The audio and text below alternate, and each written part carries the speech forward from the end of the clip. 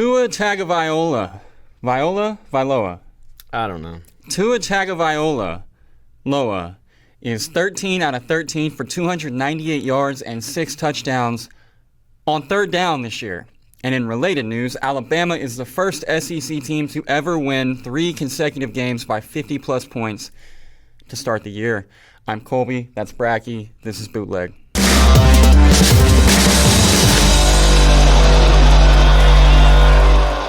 On today's show, we're going to brag about our good dogs from last week. And Bratke will try to simulate the tantrum that he threw while watching the Packers on Sunday. And he's also going to unveil one of his greatest talents. So Stay tuned for that. But first, how was your weekend? It was good. Aside from Sunday afternoon. Yeah.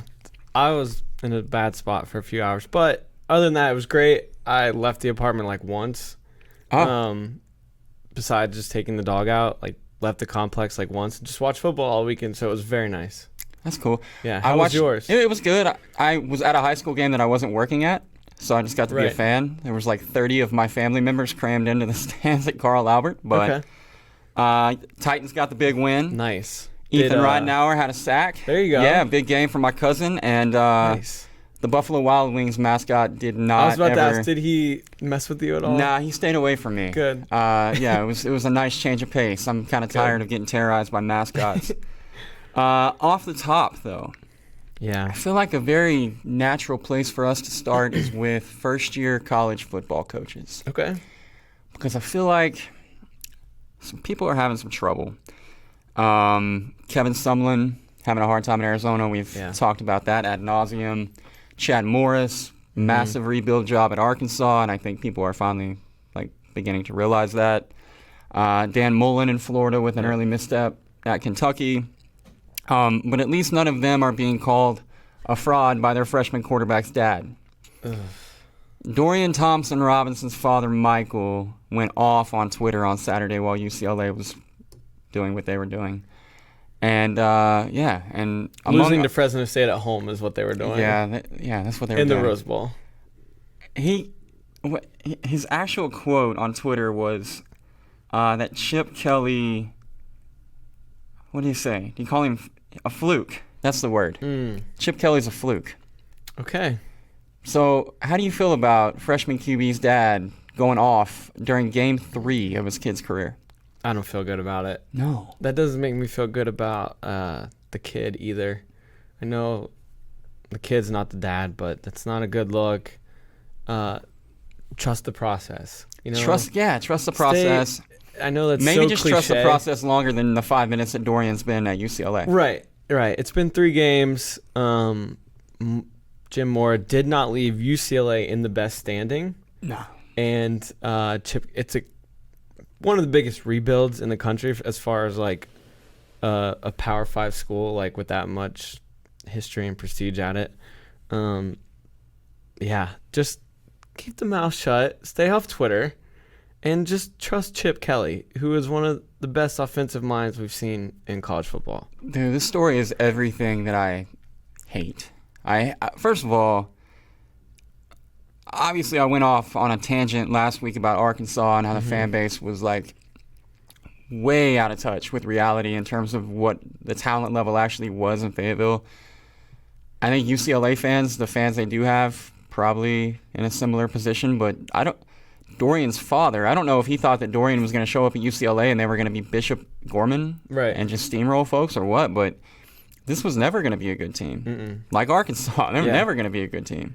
I'm not sure, obviously people probably didn't expect for them to lose to Cincinnati, but like you said, there was no threat of them going to the Rose Bowl or the playoff or anything. A bowl game, for that matter. Right, this is maybe a 4 or 5 win team. Yeah. So I don't know, man. Maybe just chill out and give it a calendar month before you go off on Twitter. For sure. Bishop Gorman, always nationally ranked, powerhouse program. By the way, not so much this year, but it's been a while now since they've had a guy, a skill player in particular, Ronnie Stanley obviously doing big things from the guard spot, but it's been a while since they've had a skill player go on and have a great deal of success at the next level or obviously the NFL level. And really we're just talking about DeMarco Murray there. and it's kind of been some weird stuff happen with him. You kind of have to wonder if they're isolated incidents or if it's a pattern that is in some way related to the culture at Bishop Gorman. I don't mean to go off on the deep end, but you've got a new Solomon, who obviously had concussion issues in Arizona, but transferred, had to drop out of graduate school. Just kind of a weird story. To Baylor, right, for a little bit? Yeah, went to Baylor, played the first 2 or 3 games, didn't play well. Yeah, he started the year. And then, he ended up dropping out of his graduate program and didn't finish with Baylor. Cordell Broadus, obviously Snoop Dogg's kid, went to UCLA, quit, kind of didn't quit again, whatever happened with that. Those are the 2 real high-profile guys that come to mind. And then obviously Tate Martel at Ohio State. He saw the field some against Rutgers and Oregon State the first week, and has been fine, but he's behind one of the better quarterbacks in college football right now. Yeah, I mean, the odds are pretty stacked against him seeing, meaningful time. Not just this year, but he's 1 year behind Dwayne Haskins. Ohio State. See him leave, or does he stick around? I don't know. I mean, par for the Bishop Gorman course would be to complain about the situation and go somewhere else, right? I mean, he seems like he's not like that, though. I don't know. Everything I've seen on social media and watching him interact with Haskins on the sideline seems different. Okay. Did you watch QB1? I didn't his season, no. I did not. It was, I don't know. I want to like him. Yeah. I want to like him mostly because he's a 5'11" quarterback for which I have a soft spot. So I hope that he's able to succeed. And honestly, I hope that Dorian can overcome this little situation his dad has kind of put him in. But Bishop Gorman needs somebody to succeed at the next level because their reputation, I think, moving forward, if you're a college coach, I don't know, man. I mean, you got to kind of wonder what you're getting yourself into with the kids from Bishop Gorman, right? This was a thing here in Austin last year. The foreman's dad would go off on Twitter rants on Tom Herman. Really? So you had Armani, and he was the brother. He's a twin brother of Deontay Foreman. Okay. And he was actually not Deontay, but Armani was actually the higher ranked recruit coming out of high school. He was a wide receiver, but the dad would just go off on Twitter rants on Tom Herman last year because his kid wasn't starting. What does a parent think that does to their kid when they're? I mean, you can sit on Twitter and put your kid in a terrible position. They got to go to practice on Monday, right? Like right You're now, not going in there seeing them every single day. Right now, Dorian is like walking into the facility at UCLA, like having to look his coach in the face and coexist with him for the next 11 weeks or whatever. Like. That's really not fair. No, not at all. I mean, it's. I don't want to say it's like the Ball family syndrome because it's not like he just got mad on Twitter, but be an adult, relax, like let the thing play out. Absolutely. Another first-year coach who's not having an awesome time is Florida State's Willie Taggart.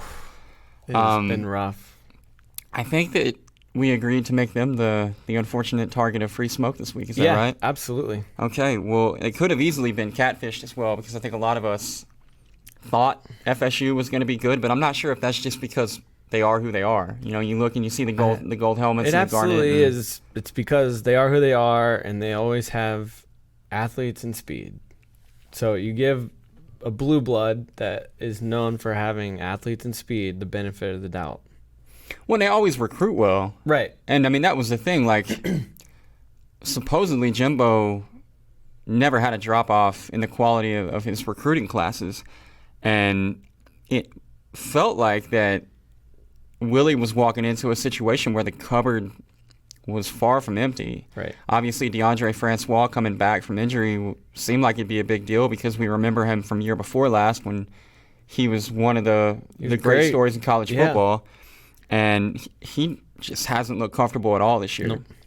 Nope. Not the same player at all, not really looking to attack, but it's hard to really fault him because this year, like last year and like the year before that, he's on his back all the time.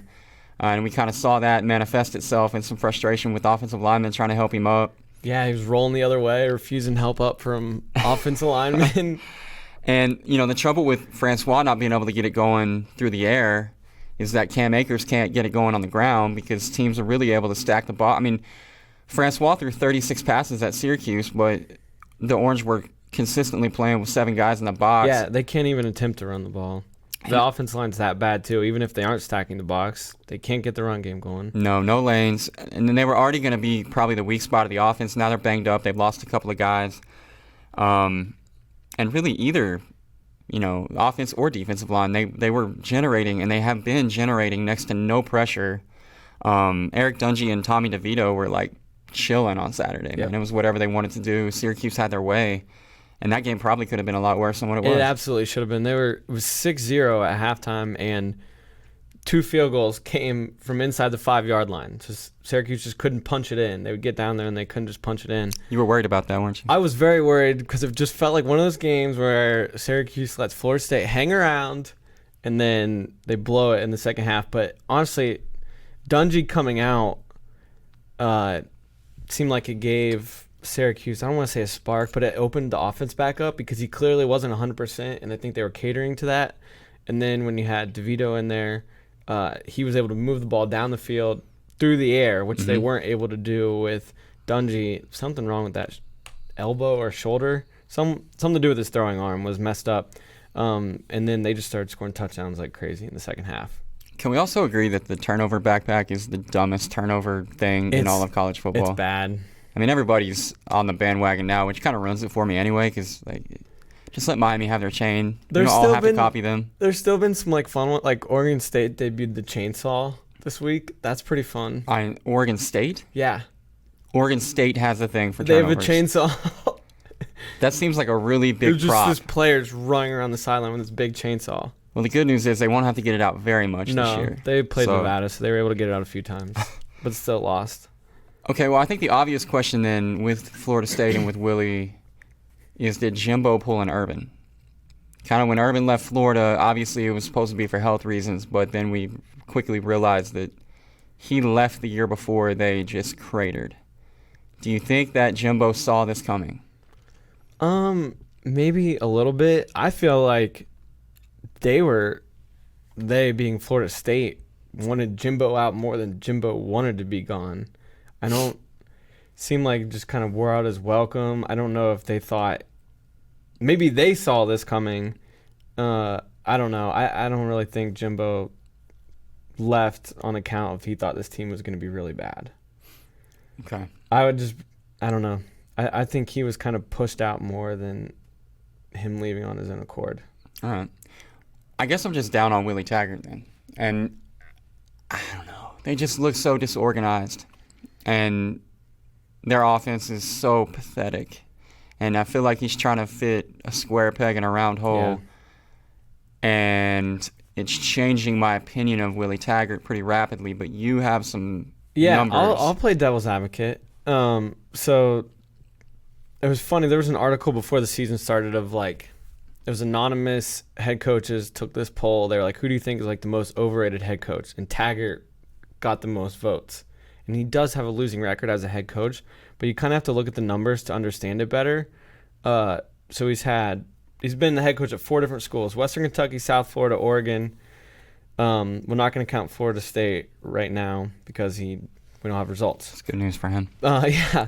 So the record of those 3 schools before he got there was combined 7-29, and then during his time there, they were 24-13. So he has a history of turning around very bad teams. Like at Western Kentucky, he took over a team that went 0-12. He then went 10-2, 7-5, 7-6. South Florida, they went 3-9. He then went 2-10, 4-8, 8-5, 11-2. And then Oregon was 4-8, and last year he went 7-6. Right. Now, Florida State went 7-6 last year. They are not going to go 7-6 this year. They will be lucky to probably go 3-9, 4-8, maybe. Yeah. I don't know what the rest of their schedule looks like, but that's best case scenario. I think is 4-8. I think, like you said, I'm maybe the thing that surprises me most is that they've stuck with Francois. Yeah, you would think they would go to Blackman. He clearly at some point. does not look comfortable in the offense. He makes bad decisions. We saw it in the Virginia Tech game. He's throwing into double and triple coverage. He doesn't look as mobile as he did 2 years ago, and I understand that comes with a knee injury. But Blackman It gives you spark an offense. Try change of something. pace, anything. Yeah. Do you know what like the team hashtag is? No. It's really bad. Oh, what is it? Hashtag do something. I swear. Hey, I don't think it's that bad. I'm there. Hashtag do something. But it looks really bad during the games when they're like, in the third quarter, Syracuse 23, Florida State 0. Hashtag do something. Yeah, that'd be good. Hashtag get a first. Hashtag do something. Oh my God. It's so bad. All right, stop using the hashtag. I pulled up their schedule. Let's go through it. Okay. I don't think it's gonna be good for them. Okay. Okay, so that lost to Virginia Tech, beat Stanford. Way to go. Congrats. Blown out by Syracuse. They've got Northern Illinois at home this week, which we'll get to when we're going through the cover 4, but they're a 10-point favorite there. Let's go ahead and give them a win right now for the sake of the conversation. That's fine. Yeah. So big win against Northern Illinois. Now they're 2-2. Then they go at Louisville, who's kind of been pretty a mess. bad as well. Yes. So maybe they can win there. So let's give them back-to-back dubs. Okay, so that's 3. 3-2 Florida State goes to Miami. No. Loss. Then they have Wake Forest at home. Wake Forest is pretty good. Loss. Yeah. Then they have Clemson at home. No. God, no. Loss. Then they are at North Carolina State. No. Probably a loss. Yeah. Then they are at Notre Dame. No. Very likely a loss. Yeah. Then they have number 23 Boston College. No. Also a loss. Yes. And they finish with Florida. They're not beating Florida. Florida's better than they are. So even Florida's less of a dumpster fire than Florida State. I would tend to agree. So even if we give them 2 consecutive wins now, that's from 3-2 to 3, 4, 5, 6, 7, 8, 3-9. Yeah. And that's best. I think that's best case. 3-9, and they end on a 7-game losing streak. It's ugly. That is not a fun schedule. What do you? These blue blood programs are not patient. Like patience does not come with the territory. I know what you're gonna ask. Taggart's fine. Yeah, they're gonna give him a couple of recruiting cycles before they get rid of him. I agree. If let's say it's like 1-11 though, does that change things this year? Yeah. If they never win again. Yeah. I don't know. 1-11's tough. Yeah. With losses to Syracuse and Northern Illinois on there. I still think they give him one more year at 1-11. Yeah. I would tend to agree. I don't think they're gonna go 1-11. They'll at least win another game or two. Conceivable, they could. It is. I brought up Urban in that I asked if Jimbo had pulled an Urban. Normally we wouldn't do this, but I want a bonus free smoke here because Urban Meyer's been all over our TV for the last 24 hours. Unfortunately. Which is a place he should not be. No. Why won't he just stop talking? It's like I'll tell you what, it's his ego. It's his ego. He feels wronged by this. Which is ludicrous. You are not the victim here, Urban. But he feels wronged. He feels like he was unfairly thrown under the bus. He sees that his reputation and his legacy is taking a hit, and he wants to correct it. He wants to get everyone on his side and right this wrong that he sees. That's the way I see it. He needs a publicist. Yeah. Well, because he's doing the opposite of that. Ohio State would have a PR department, and they're like, stop, dude. He's putting out these statements on his own personal Twitter that clearly the university is not sanctioning or knowing about ahead of time. And it's Urban. Stop trying to convince us. Tom Rinaldi, I don't know if you caught this while I was watching Monday Night Football last night. I'm sure the whole thing will come out Saturday on game day. But Tom Rinaldi came into his home, sat in a room, and did the interview. And all that we were able to see was, 90 seconds of that interview, and it was cringe-worthy 90 seconds. Like, if Tom Rinaldi is hanging you up in an interview, you should definitely do no other interviews, because Tom Rinaldi is going to toss you softballs all day long. This is on Ohio State, too.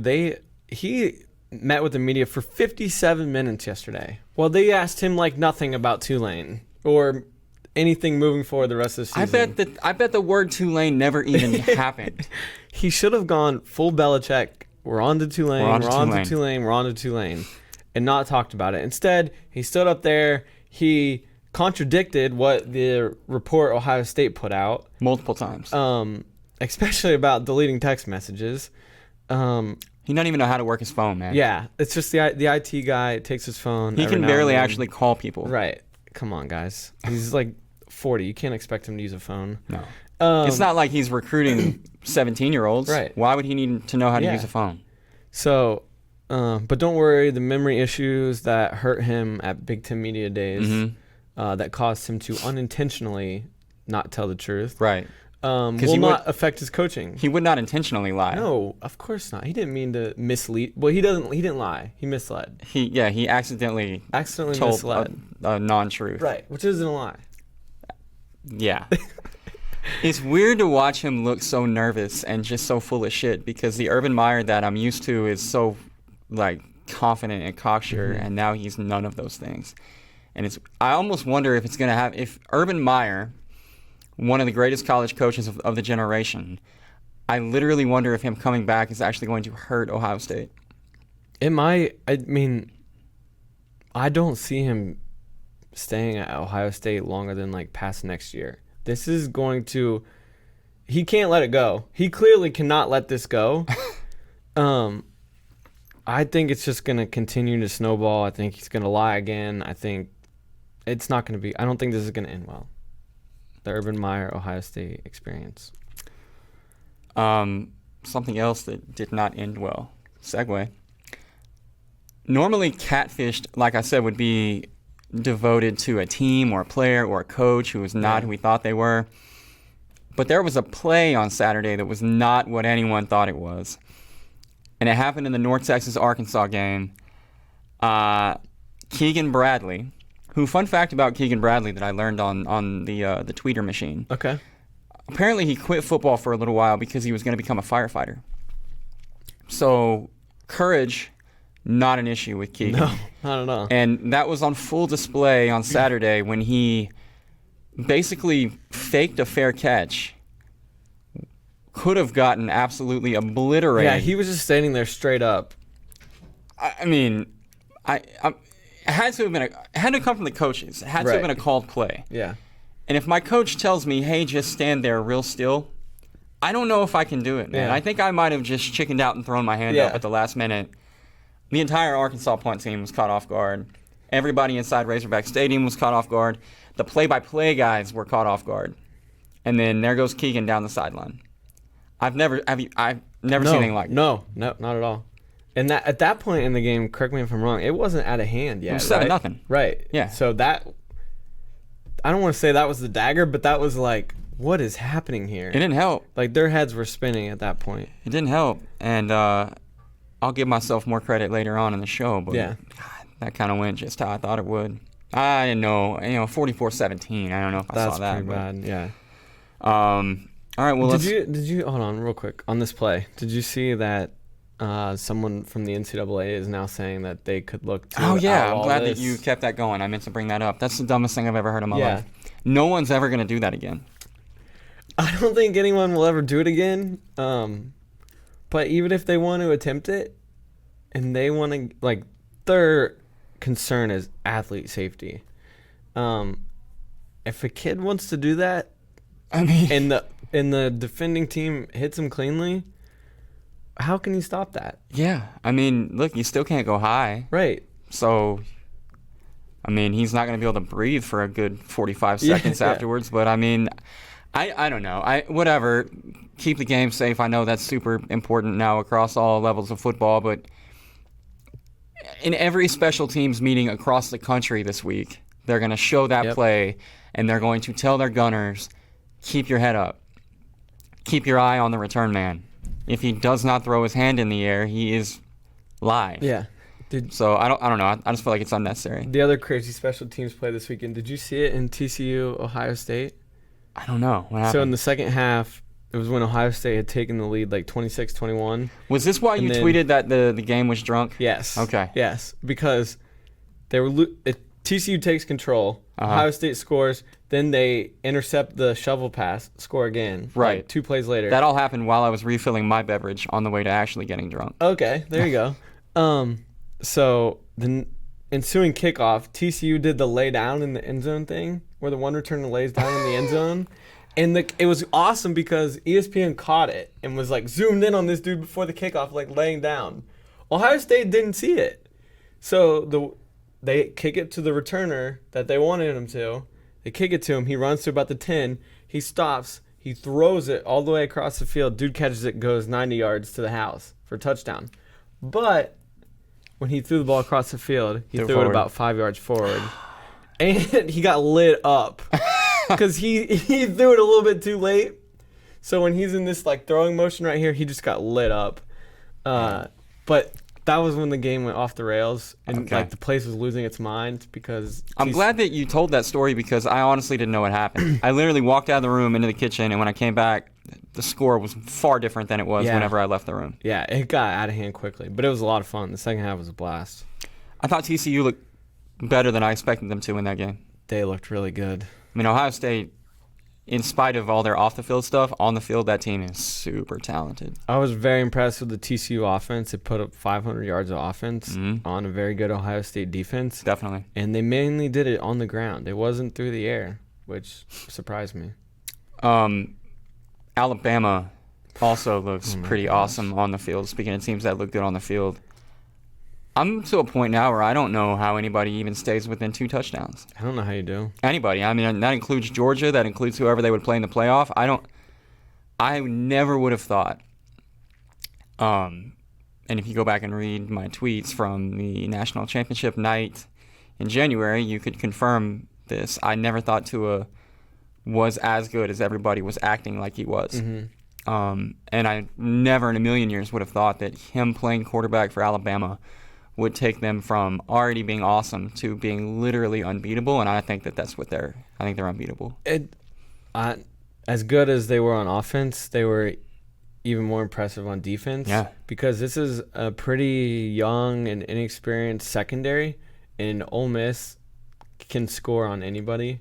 And literally on the first play, they look good, 75 yards. Yeah. And you're like, okay, here we go. Like, this is going to be a shootout. And then Alabama proceeded to score the next 62 points, and the game didn't even hit the over because Alabama just stopped Ole Miss the rest of the game. Wow. Yeah, it didn't hit the over. Oh man. I don't know, man. Ole Miss was averaging like 9 yards a play coming into this game. Yeah. They didn't do that against Alabama. And then Alabama was doing the land shark. They were like mocking them. Dude, it was bad. They're unreal. I cannot find a pitfall on their schedule. Like Auburn got them last year. They might beat Auburn by 40 this year. Oh, it ain't happening this year. Yeah. And so, again, even Georgia in the SEC championship game or Clemson or Oklahoma or whoever they get in the playoff, good luck. Jimbo this weekend coming to Tuscaloosa. I know. I'm going to bring that one up, though. I'm going to bring that one up. There's a number there that interests me. Is LSU actually good? Yes. They are actually good. They are. I'm just going to say it. I'm a Coach O believer. I'm also a big Joe Burrow guy. I covered him. Yeah, when please tell everybody else the story that you've told me now 3 times. Of course. That's what I was doing. I covered Joe Burrow when he was at Athens High School in Athens, Ohio, while I was at Ohio University, and he won Mr. Football in Ohio. He was awesome. It was really fun to cover him, and we were all surprised when he chose Ohio State. Why? Because he had a ton of other D1 offers where he could have gone and started right away. Or maybe not right away, but he would have gotten multiple years starting and he wouldn't have had to transfer as a graduate. But he literally said that in high school, like, I want to play for Urban Meyer. So they loved him at Ohio State. I know Haskins is just one of the best quarterbacks in the country. People... Like, just, I don't know if it's, like, his voice or it's hard to understand him or whatever, but people just love to hate on Coach O. Maybe, I guess you could say his bad 3 years at Ole Miss. Wait, what does his voice sound like? Hang on here. Our boys went out there. We got some gumbo before the game. We told them get your jaw right. We got us in an SEC battle. And Joe Burrow, he let us down the field, kicked that field goal, won, and go Tigers. It's pretty good, right? Oh, my God. It's amazing. It's amazing. I think we'll have to have Coach O back on the show in a guest spot throughout the year from now on. Absolutely. But he gets an unfair rap. Since his bad experience at Ole Miss, he's 24-8 as a head coach. That includes being an interim at USC, the interim at LSU before getting the job a season ago, and then this year. And in that time, he's also 4-2 against top 10 teams. Seems good. And you look back at last year, everyone wants to point to the Troy loss, which obviously that's not good. But Troy's a pretty dang good program. They just went and beat Nebraska. And then they blow a late fourth quarter lead to Notre Dame in the bowl game. If they don't lose those 2 games, they're 11-2 instead of 9-4, and we're not having this conversation about Coach O. Now, what probably concerns me is they're 111th in total offense. That's where I was going to come back in. Yeah. That's my. I'm sorry, I didn't know that. No. You're. I love LSU's defense. Unbelievable defense. But Joe Burrow, everybody keeps talking about how well Joe Burrow has played. Joe Burrow, 11 of 24, 140, completed 45% of his passes in the first week. Completed 50% of his throws against Southeastern Louisiana, 10 out of 20, 151. And then at Auburn, he was 15 of 34, completed 44% of his balls. Yeah. That, to me, looks like every other LSU quarterback they've had for the last however many years. For sure. Here's the big difference. LSU hasn't turned the ball over once this year. They're the only team in the country that hasn't. He's maybe conservative to a fault, but I also don't think it's him. They need to open this playbook up. Just let's open it wide up. He's got the arm to make the plays. He's not going to make mistakes mentally. He's not going to make the dumb throws. Let's open it up. You got Jonathan Giles here. You barely hear his name. He was an 1,100-yard receiver at Texas Tech with Pat Mahomes. He can do stuff. And it also helps the running game if you're able to throw the ball, which they have a great running game. That's what concerns me, as you mentioned, because they have trips. They get Alabama and Georgia at home. And they also get Mississippi State at home. Right. So you need to be able to score on those teams. So that needs to get better. But I think, obviously, Joe Burrow needs to be a little bit better. But let's open up the offense a little bit, too. It is weird, too. Because, obviously, Burrow at Ohio State, small sample size. But in 2016, he was 22 of 28. That's 79% for 226, 2 touchdowns, no picks.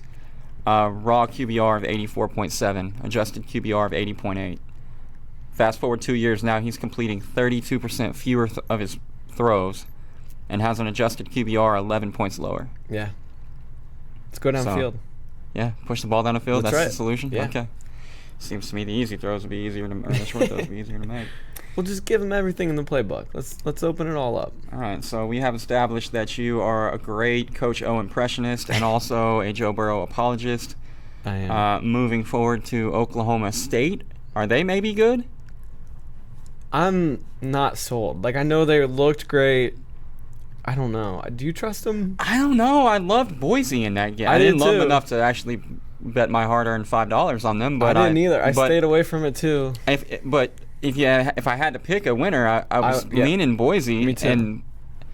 And Oklahoma State looked good on offense, but I was equally, if not more, impressed with their defense. 7 sacks. Not something I thought I would say. 7 sacks on Rippin, and Boise State put up 800 yards of offense the week before, which was the most anyone has put up since 2016.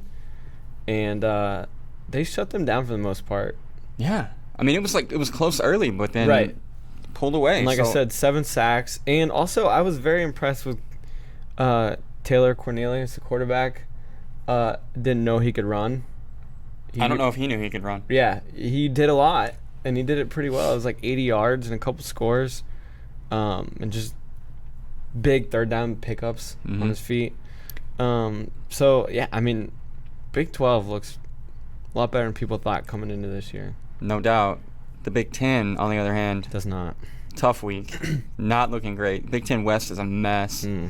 Wisconsin loses to BYU. Badgers. Damn, Badgers. They had the whole thing set up. They had a soft non-conference schedule. The regular season schedule was tailor-made for an undefeated run to the Big Ten championship. And now, if they were to run the table with 1 loss to BYU, do you think that they get in? Big Ten champ, 1 loss to BYU?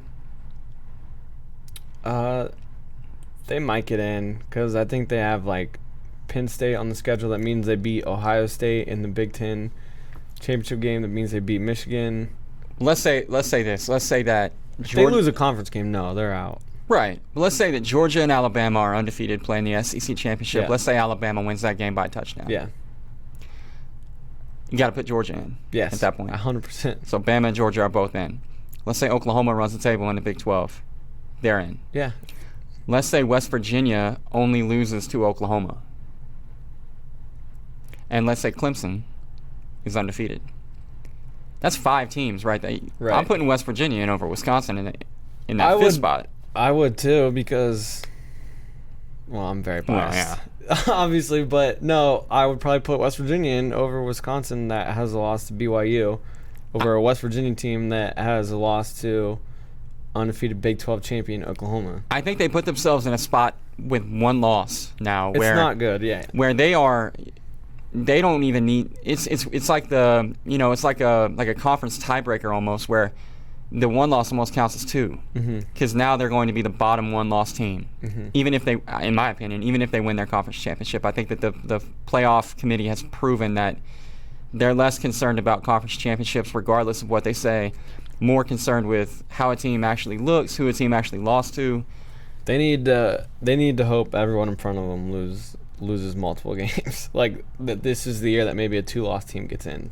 They need everyone to beat everybody else. Yeah, they need the Les Miles LSU 2-loss national championship year, which is not, again, it's not going to happen. No, they're clearly not as good as they were last year. You can tell that the first 2 games were unimpressive. How are they not as good, particularly on offense? They have all 5 offensive linemen back. Yeah. They have a Heisman Trophy contender in Jonathan Taylor. They have a third-year starter at quarterback. I don't know. It's not producing like it did last year. They did have names escaping me right now, but the leading wide receiver got in some legal trouble before the season. He hasn't played. I'd love to help you out here, but his name also is escaping my brain. But I mean that it. can't help. But as far as like moving the ball and scoring, controlling the clock, you would think they would be able to do the same thing that they did last year. Quintez Cephas. There we go. Yeah. Yeah, it's really weird. That's a felony for Quintez. Yeah, it's not good. He's got some troubles. Yeah. Okay. Most important question. Is Texas back? Well, according to corner Chris Boyd, they are. I'm never going to stop this joke. He said after the game. Did you hear this? No. Tell me what he... Quote, I ain't gonna lie, I feel like we kind of proved that we're back. Bet all of your money on TCU this weekend. Oh, my God. You beat a very average USC team. Yeah, with a freshman quarterback on the road 18. with 103,000 people at DKR. He's 18, folks. He's supposed to be a senior at Mater Day right now. Oh, my God. Also, they were up 14-3 in the first quarter. No. And did you see the non-safety call? No. Honestly, I didn't watch that game at all. Big 12 officials are like known for being god awful, and I'm sure that you are aware of this, having watched plenty of Oklahoma games. They're just awful. Ellinger literally just gets tackled in the end zone. He just gets tackled, and then like after he was already down, he like stretches the ball out past like the end zone, and they said he got it out of the end zone, so they review it, and they somehow upheld that call.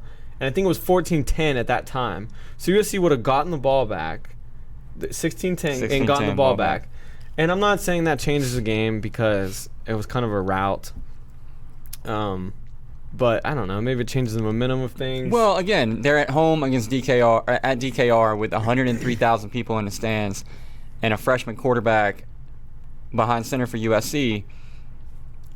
When it starts rolling downhill, Right. it really starts rolling downhill in an environment like that. So you're not wrong. I mean, if they go up 16-10 and get the ball back with great field position, even if they're only able to tack on 3, now it's a 2-possession game. The crowd isn't into it. But once the crowd was able to kind of start becoming a factor, I feel like that changes things for JT. You see, well, you didn't watch the game, but Matthew McConaughey, he was there on the I sideline. mean, listen, I caught the highlights. He's at like every game, but he was on the sidelines, and then like before kickoff, he was like jumping with the players, like literally like a foot away from the field.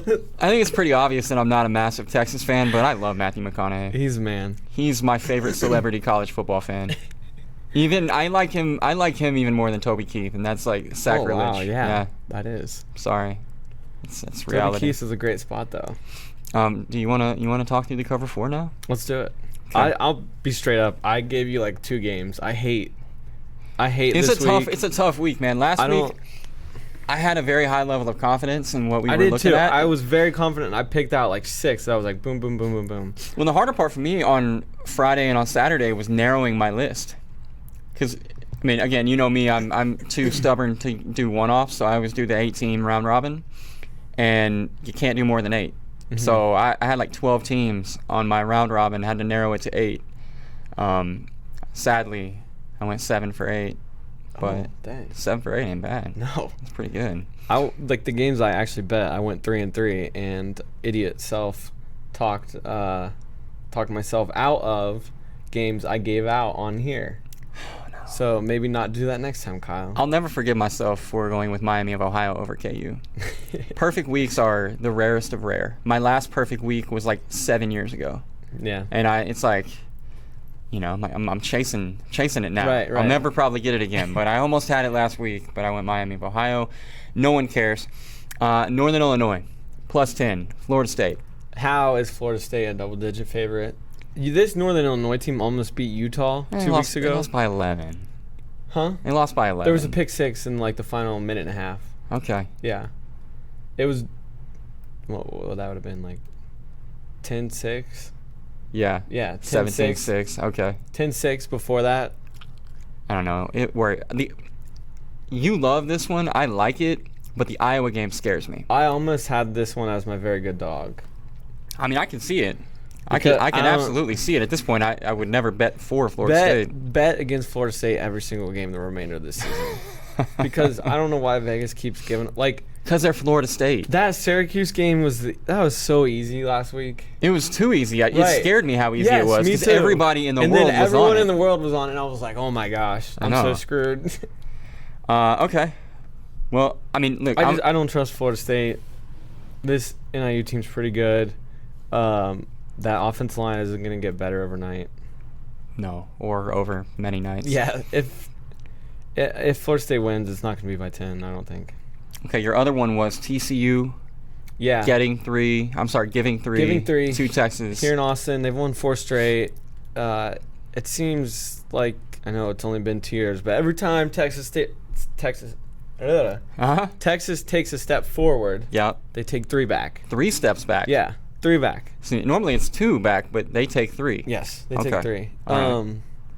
They were gonna make the playoff. They're gonna win the Big 12, lose to Maryland. That's 3 steps back. Not wrong. I mean, I was very impressed with TCU Saturday night. So was I. I thought I told you I thought they were gonna get blown out. That defense is not going to let Sam Ehlinger beat them through the air like USC did. Texas run game still isn't great. Give me Gary Patterson in the defense. Probably should be if this game was in Fort Worth, it'd be like 8 or 9 points probably. Yeah. I guess I'm just giving it that low because they're in Austin. They're coming off some momentum, but I like TCU a lot in this spot. Okay. Texas probably not back. Definitely not. Especially after Chris Boyd said that too. God, I can't believe he said that. I didn't even know that he said that. Yeah. Now I love the TCU pick.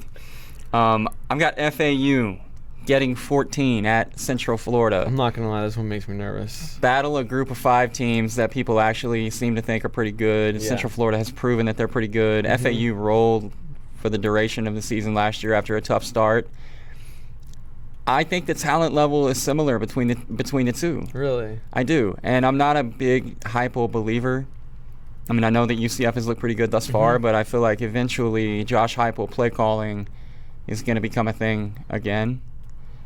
I don't know. I mean, look, it's not a great week for these, so I'm just kind of tossed that one in there to see what you thought. You don't like it? I don't like it because it seems like FAU has good Conference USA talent. And well, what would you describe UCF's talent as? Power 5 level talent? I'd say lower end Power 5 talent. I know Lane Kiffin compared them to an SEC program, it's but not that's Lane Kiffin doing the Lane Kiffin thing. No, it's not SEC. It's, I don't know. It's like Minnesota, Indiana, okay, something like that. I don't. This one worries me because of Mackenzie Milton, and I don't know if FAU's defense can stop anybody. Because last time they had a valid point. A very athletic good quarterback. They gave up like 80 points. Okay. This one I think is a pretty safe one. I actually like this one. Navy getting... I'm sorry, I keep messing that up. Navy is giving 7 to SMU in Dallas. This line started out at 12.5. Why are people betting on SMU? I don't know. That's really weird. That's I can't crazy. figure it out. It Started out at 12.5 and has been bet down all the way to 7. That is crazy. I didn't realize that. I guess like SMU name recognition from the last couple of years playing in Dallas. People haven't figured out how bad they are yet. I don't know. But Navy they minus should have 7. figured it out after the first couple of games. Navy minus 7 is easy money, in my opinion. I actually like that one. I don't know if people are penalizing them because they lost to Hawaii, but Hawaii, this just in, pretty good. Very good. 8 or 9 win team. Yes, absolutely. Texas A&M is getting 27 at Alabama. Alabama's going to win big. Yeah. But 4 touchdowns? I don't know, man. They do it every week. I don't know. I like it. I like it this week, right? Can I just can that caveat just be, overarching on all these? Yeah, absolutely. If these were a week ago, I probably wouldn't have put most of them in here for discussion. This goes week to week. A&M getting 27 at Alabama, to me, seems like one of the better options for this week. I just think Jimbo has proven in a short amount of time that team responds to him and that he can get them up in big situations. How about Kellen Mond? Kellen Mond has looked awesome. Travion Williams has looked awesome. Their defense has been outstanding. If anybody thus far that Alabama has played can kind of put a lid on their offense, even if it's only momentarily, I feel like the A&M defense has got a shot. They, I know it was with Jalen Hurts at quarterback last year, but they covered last year. A&M did. I remember because I was very upset. Yeah, well, I like it. I don't know if it'll make it into the cover 4, but you're talking me into it. it'll be part of my round robin for sure. I don't know if it'll make the cover 4 cut, but yeah, that's a lot of points. Here's a team that we've hated on for multiple weeks. Yeah. Arizona minus 6.5 at Oregon State. This is a pillow fight. It's all about Oregon State for me. They're terrible. Mm-hmm. They're really bad. They're showing life. They're still pretty terrible. No, they are. They beat Nevada. No, they lost. Oh, they ended up losing to Nevada. Yeah, by 3, but... See, they still lost to Nevada. Yeah. I'm just saying, I think last year's team would have gotten beat by, 3 touchdowns by Nevada. So I think there is improvement. Incremental progress. Yes. Gotcha. Okay. Yes, that's my thing, but there's no way that Khalil Tate should be in a game with this. This should not be a game. I mean, Khalil Tate's still kind of Khalil Tate, right? Yeah. He doesn't have to be full Khalil Tate to beat Oregon State by a touchdown. No, I agree. How were his numbers last week? I know they won, but it was also against I ignored them out of spite last week. Let's. You can keep talking. Okay. I'll figure this out. Yeah. No, I just really don't like Oregon State. I like Arizona for the one and only time this year, just because of who they're playing, and also because I can't quit on Arizona. Clearly, I can't quit bearing down. Okay. Through the air, 13 of 20 for 349 yards, and 5 touchdowns. I really like 20 pass attempts for Khalil Tate. That seems good. Only 4 rushing attempts. I don't like that so much. 18 yards. There you go. Positive yards. That's it. Okay. No touchdowns. But Southern Utah, it was tied at halftime. I don't know if that means anything. It doesn't. That game was tied at halftime. Arizona got to win. They're back. That's right. Arizona is back. They're back. Texas not back. Okay. Kentucky plus 10. Mississippi State's coming to Lexington. I really like Terry Wilson. Mm-hmm. I really like Benny Snell with Terry Wilson. He's good. Because it makes their running game, multifaceted, a little more difficult to defend. It is at Commonwealth at night, and Mississippi. It's going to be rocking. It's going to be rocking, and it's a great spot to catch Mississippi State because they've got the big Dan Mullen grudge match against Florida coming up next week. They want that one bad. And also, I'm just kind of a fatalist when it comes to stuff like this. I'll be at the Mississippi State-Florida game. I desperately want Mississippi State to be undefeated when I get there. So the pessimist in me is like, oh, God, they're going to lose at Kentucky. But 10 seems like... They don't 10, have to lose. They can just win by less than 10, right? Yeah. I mean, I don't know. I think 10 seems like a pretty healthy number for a Kentucky team at home at night with that offense. And Kentucky is feeling themselves. They are. They did you see that little game day feature they did? No. So Reese Davis went there because they showed a little clip of like all the guys on College Game Day picking against Kentucky, and he's like, how much longer will this streak last? And a couple of them were like 30 more years. And then so Reese Davis went to Kentucky this week, and they hung him out. They hung him out of a window. Yeah, and I he did see apologized. that. That was pretty good. I also though I really got nervous for Reese in that deal. You think that was a real window? It looked like it. I don't know what was underneath. I hope they had him like tied up on the inside. Or like a big pad below. Yeah, still would have hurt. That was he trusted those guys. Look at Reese, man, risking it all for ESPN. Yeah, good for him. Okay. So I don't hate it. I like that. All right, good. Got one you like. This one, I'm really disappointed that I had to be the one to bring it up. I'll explain. Go ahead, and then I'll explain. I mean, your Bobcats are getting 8.5 against Cincinnati. I almost like them to win outright. I really think they're, dare I say, a few points better than the Bearcats? No, you're not. Well, according to a site I trust very much, they are 4 points better than Cincinnati. But so I really feel like they're at least 4 points better? Yeah. I'll tell you, I don't like to bet on the teams I have rooting interest in because it seems like it never goes well for me, and I bet with my heart too much. But I really liked them. I really liked them last week in a spot against a Virginia team that I didn't think was that good, and they were getting like 8, and then the public liked them a lot too, and it went down to like 4, and then they could not get a stop on defense, and I think ended up losing by like 12 or 13. But we're down a lot in the first half, kind of stormed back. But no, I agree. 8.5 is a lot of points, and I don't think Cincinnati covers that. And like you said, it would not shock me one bit if Ohio wins outright. I feel like that one's probably going to be in the cover 4. I like that because I feel like you would like it more if you weren't trying to just defend yourself against pulling for your own team. For sure, and I think I'm not gonna lie, I was disappointed last week because I really thought we had a shot against Virginia last week. So I think it's just more like being gun shy. Okay. And just a little disappointed. But no, I think it's a great pick, and if we get our first 2 games against Howard and Virginia, we felt like these big 20-point deficits. So it's just you get a decent start, you'd be fine. If they get a decent start and don't obviously fall behind 20 points early, that usually helps. It usually helps. I know it sounds really stupid saying, but if they just start a little bit better, I absolutely think they cover that.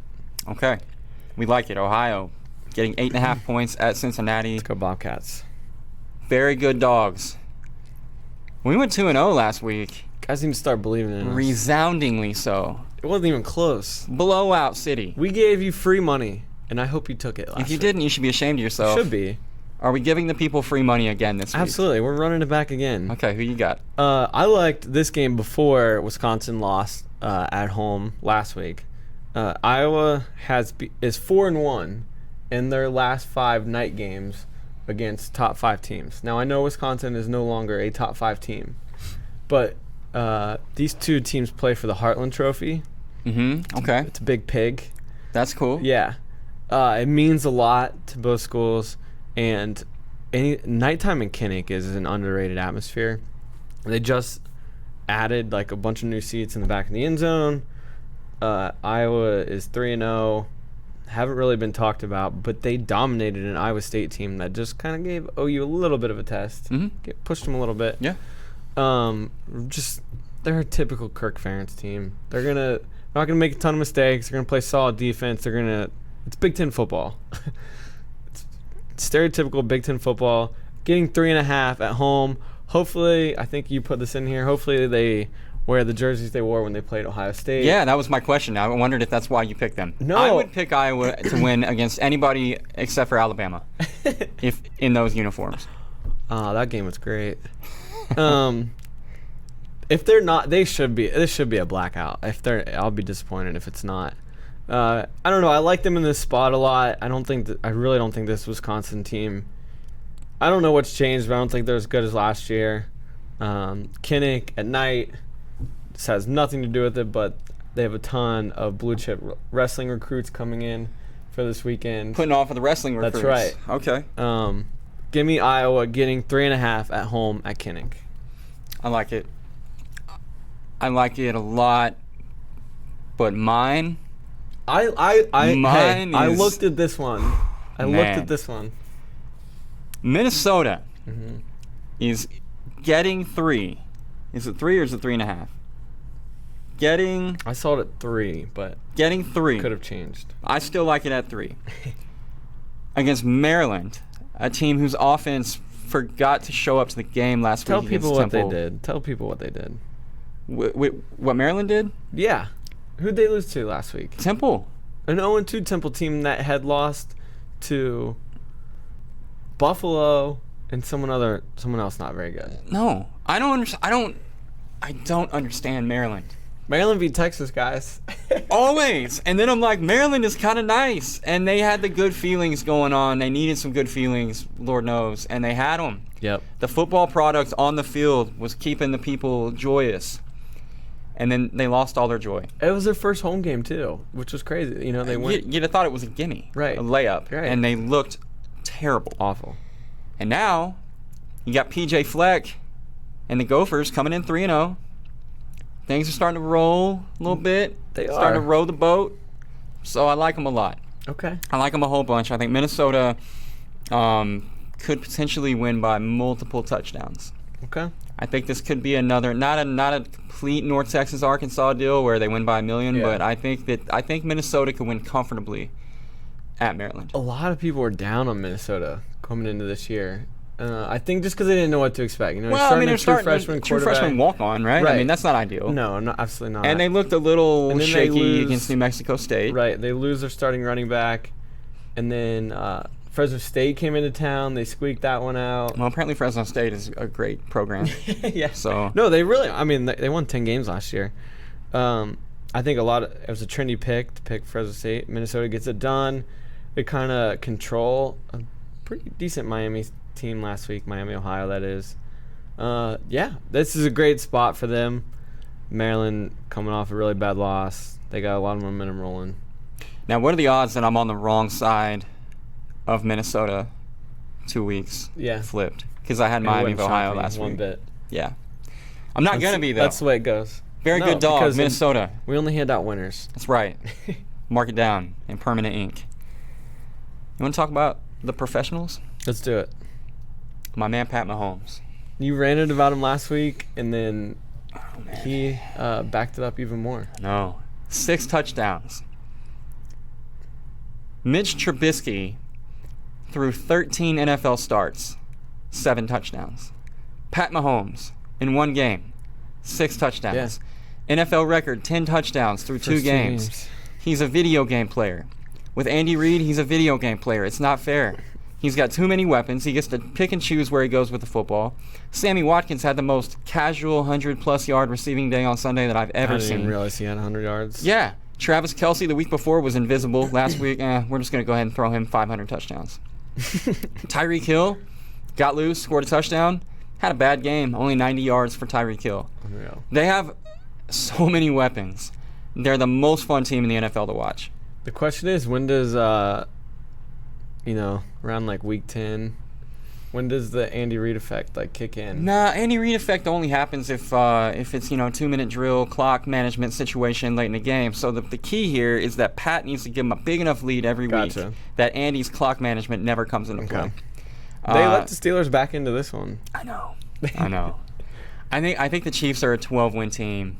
I think they're the clear favorite in the division. I think that if I had to rank AFC teams right now, I probably would go with the Pats or the Jaguars ahead of them, but after that, Chiefs are right there. Really good. Somehow I still found a way to lose my fantasy game with my quarterback scoring 38 points, so that was fun. But was real impressed with Pat Mahomes, and it kind of shows you how bad Tech actually really is under Cliff Kingsbury, because they had that transcendent talent at quarterback, and what they do, win 8 games with him. His last year there, I don't even know if they won that. What was it, 2016? I don't know. Look it up. By the way, if you're in Kansas City and you're looking for a place to watch a game, There's a super great place in Westport called Char Bar. They got a little field turf situation outside, which I'm always a sucker for field turf at a bar. That's great. They got the horseshoes. They got the Bago, million TV screens, and the 4th best barbecue in Kansas City. Oh, okay. Mm-hmm. You're gonna be really pissed off. Oh, well, they went 5-7. Oh, okay. Well, what did they do the year before that? So Char Bar 7-6. Oh, see, there. I knew they won bowl game eligible at some point. They lost in the bowl to LSU, but yeah. So point is, with a player as good as Pat Mahomes, the best they could do is 12 wins in 2 years. That's not good. It's not great, No. especially for a guy who's already punched his ticket to the Hall of Fame. Yeah. So, shout out to Pat. What's up, Kansas City? My Cowboys maybe don't suck. Maybe don't suck. Right. The offense still needs to get much better, but It looked a little better. Dak it played his was ass like off. it was like flashes, you know. It was like that the first big drive strike. that was scripted. Well, yeah. Hey, let's throw a 100-yard touchdown pass to Tavon. What was it really, Tavon like just 78 or something like that? Yeah, like 70.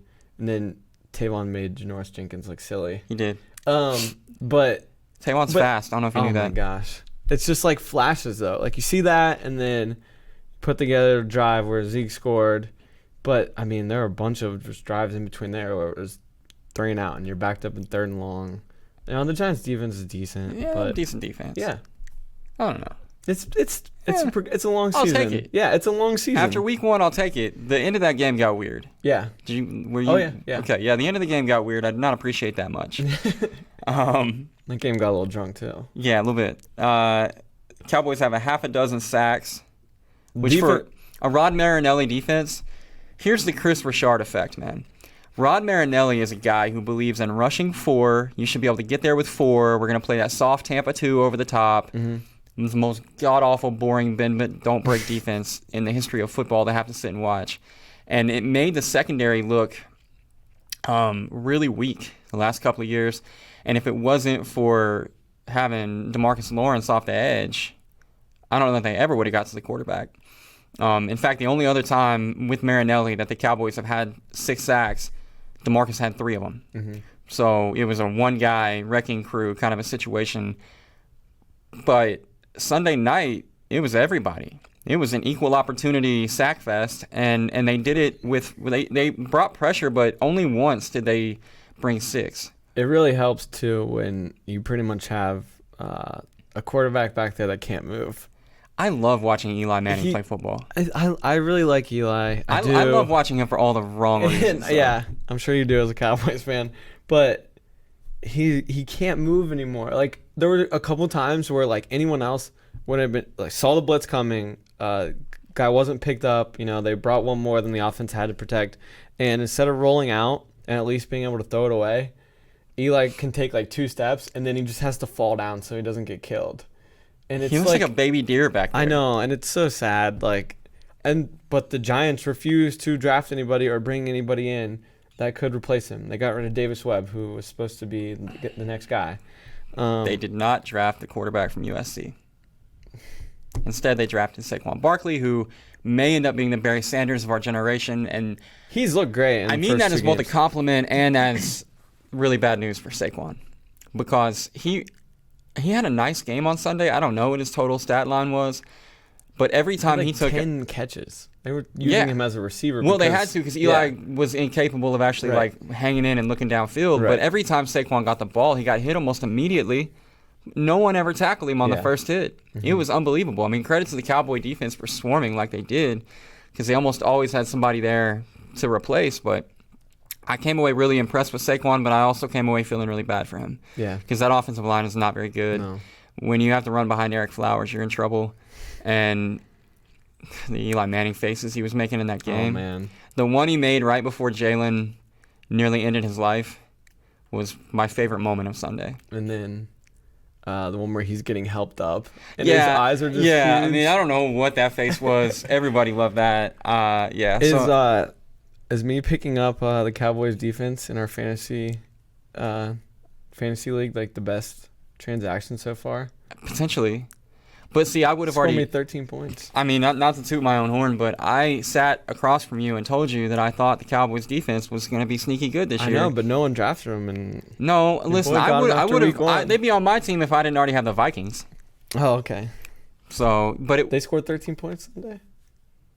No, they probably didn't. They had a good week. They played the Packers. Aaron Rodgers out there with one leg. Can we talk about dropping that? dimes? Yeah, I guess. Real quick. I'll be quick. I was gonna brag on the Cowboys more, but I'm no. Continue. Okay. Continue. I'm sorry. It's okay. I've exhausted the point. I saw a transition opportunity. Well, I just wanted to say that Chris Richard has made Rod Marinelli not very Rod Marinelli-esque. Okay. In that the defense is no longer just rushing for and hoping that Lawrence can get there. Yeah. Now they're bringing pressure, and it may only be 5, but 5 is. Hey, how about Taco? He looks good. Taco looks like a guy that maybe should have been drafted in the first round for a change, which is great. It's welcome. He didn't last year. Randy Gregory, if he's ever actually on the football field again, was a really good-looking player in the preseason. I've got high hopes for him. David Irving is coming back. Yes. Their organic pass rush is going to be there, but the fact that they're willingly bringing people from all over, too. I mean, there was one play in particular where they came double A-gap blitz with the backers, got there. There was a couple of different times where they brought defensive backs off the edge. I love it. It's coming from everywhere, and it's like this Chris Richard attitude almost. Like our defensive backs have been empowered to be able to handle their business, and lo and behold, they are. I mean, Chidobe Awuzie is like a star. Yeah. Dude is like breakout player breakout defensive back of the season thus far, in my opinion, which is obviously clouded by my intense homerism. But anyway, very excited about the Cowboys defense, but that's enough about the Cowboys. They should be. They're good. Let's talk about the Packers. The Packers that should be 2-0. There's a couple people that can get some free smoke right now. Oh, man, more free smoke. Yeah. Golly. The first being the NFL. These quarterback protection rules are the absolute worst. And you can't touch a quarterback. I'm all for protecting the quarterback high and even protecting the quarterback low. But Clay Matthews just made a freaking tackle. I mean, not even a tackle because he got rid of the ball. But not being a complete homer, there was one called on Rodgers, almost the exact same play. Kendrick's Vikings expert investor. Yeah, no, not him. This guy's name's Kendrick's too, though. Anyways, he hits Rodgers like the exact same way, and they call it too, and it was terrible. It was just as bad, but the Vikings jumped off sides on that play anyways, so don't want to hear it. Null and void. Yes. And also, Aaron Rodgers didn't throw an interception on that play that would have ended the game. Yes. Yeah. But got some stats here for you. Oh, let's hear it. Week 1, there were 14 roughing the pass calls. Seems like a lot. That's a lot. This week, there were 7 more, brings the total to 21. That's how math works? Yes. And that is the most there's been since 2012, at least, by a lot in the first 2 weeks. We're on pace for 173. Seems like a lot of flags. Yeah. And the flag that they threw on Clay Matthews was for the landing on your opponent with body weight, which isn't in the rule book. But it's your boy Aaron is the reason they made that rule. Come on. Guys are getting shoulder. Tony Romo's back was hurt all the time. Didn't he break a collarbone or two? He broke everything. I don't know. So they shouldn't have made that rule. Okay? Like it's a stupid rule because it's almost impossible for the referee to enforce that in real time. And also, like if you watch it, Clay literally takes his left hand off of Cousins and like plants it on the ground. And like he hits him at the same time the ball's coming out. So don't tell me it was late. It's just it's incomprehensible. That's literally a perfect tackle. The dumbest thing about it, do you know the referee's name? I forgot. No. Okay, well, whatever his name is. He said that in post-game, when they asked about the play, he said that Clay picked him up. And that was why picked him up and then dropped him, and that's why the flag was thrown. If you watch the play, Clay is diving for him. Cousins leaves his feet. Clay's arms are wrapped around his waist. Yeah. I don't know how you pick somebody up. I guess that's their reasoning in the Rodgers call too, but it's both quarterbacks were just trying to throw the crap out of the ball. And it gets them off balance and a little bit off the ground. And so when someone hits you, it's going to carry you back and off the ground. Doesn't mean that they're picking them up. Because the earth has gravity. Yeah. They forgot to account for gravity. And Jerry Alexander. How come the NFL Rules Committee skipped science class? I don't know. They're the worst.